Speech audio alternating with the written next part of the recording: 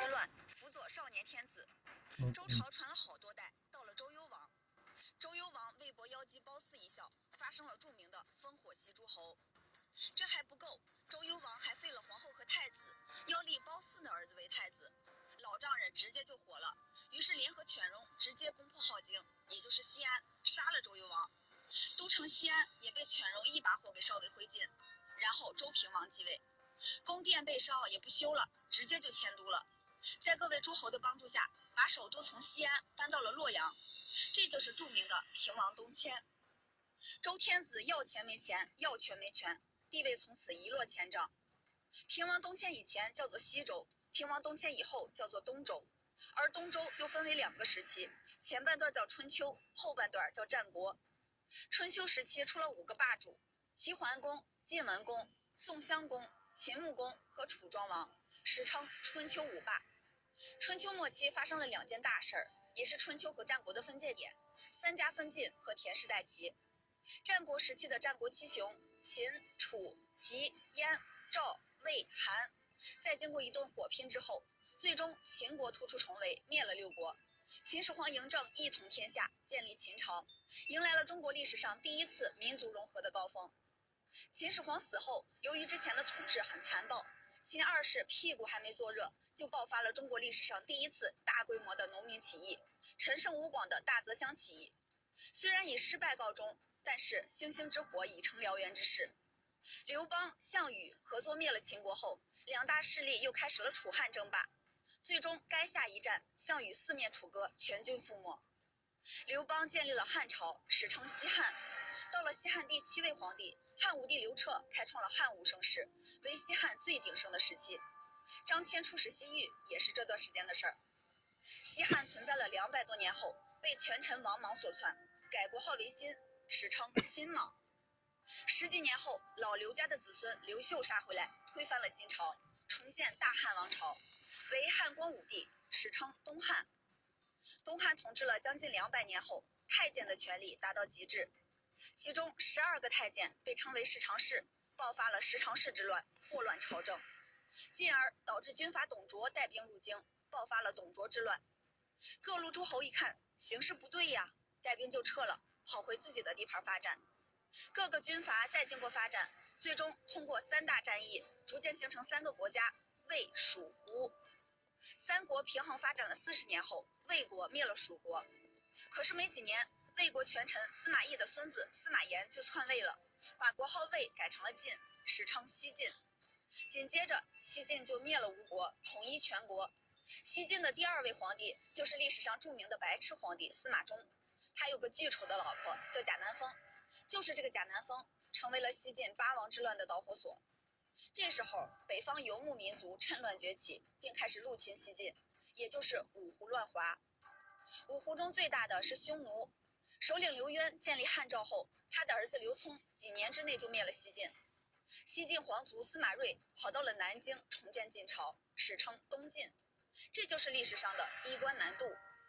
而北方这些胡人逐渐形成了16个割据政权，史称五胡16国，和南方的东晋政权对峙。这时候五胡中的一支崛起了，就是氐族苻家。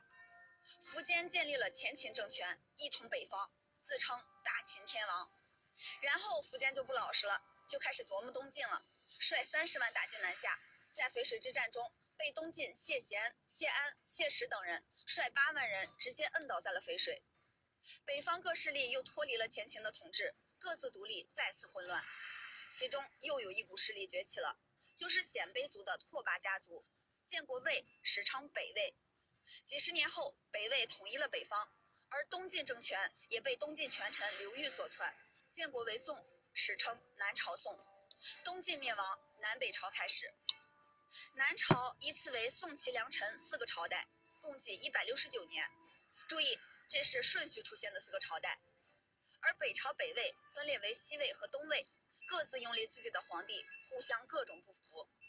后来东魏西魏又都各自干掉了自己的皇帝，东魏变成北齐，西魏变成北周。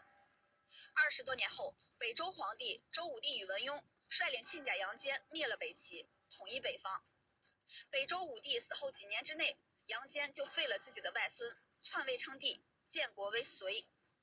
7年后，又灭了南朝的陈朝，统一全国。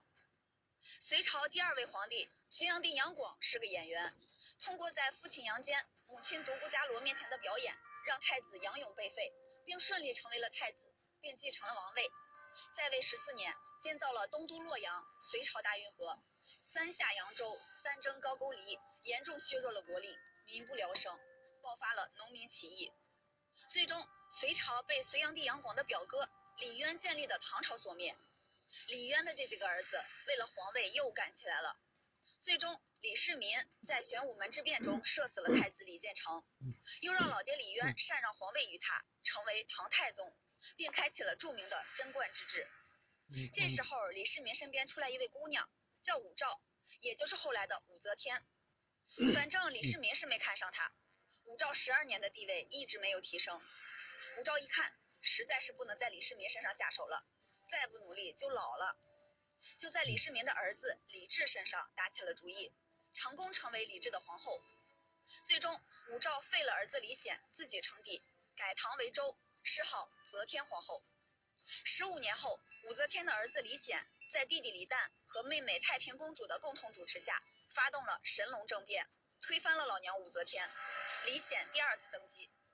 结果，李显的老婆韦皇后竟然要成为第2个武则天，并且毒死了李显，而且要谋害李旦。李旦在儿子李隆基和妹妹太平公主的协助下，发动唐隆政变，灭了韦皇后集团，李旦登基。2年后，禅让儿子李隆基。李隆基开创了开元盛世，为唐朝的极盛时期。李隆基志得意满，开始不务正业了。在娶了儿子李茂的老婆杨玉环后，更加沉溺酒色，爆发了安史之乱，唐朝国力大衰。最终，唐朝权臣朱温通过禅让的形式夺取了唐哀帝的地位，建国为梁，史称后梁。唐朝灭亡，5代十国开始，共72年。中原地区顺序存在了5个朝代，即梁、唐、晋、汉、周。除中原5代以外，同时还存在10个独立的小国家，即10国。5代与10国处于同一时期，区别就是5代是一个一个存在的，而10国是同时存在的。5代中最后一个朝代，后周大将军赵匡胤发动陈桥兵变，黄袍加身，篡后周政权，建立北宋。至此，5代10国结束。赵匡胤把这10国零零碎碎的灭了以后，基本统一了全国，形成了和契丹人建立的辽国对峙的局面。在北宋和契丹人建立的辽国对峙的时候，辽国后方的女真族建立的金国崛起了，辽国正好夹在北宋和金国之间，于是北宋就联合金国把辽国给灭了。但是金国带着余威，直接就灭了北宋。一个北宋的皇子就跑到了现在的河南商丘，建立了南宋。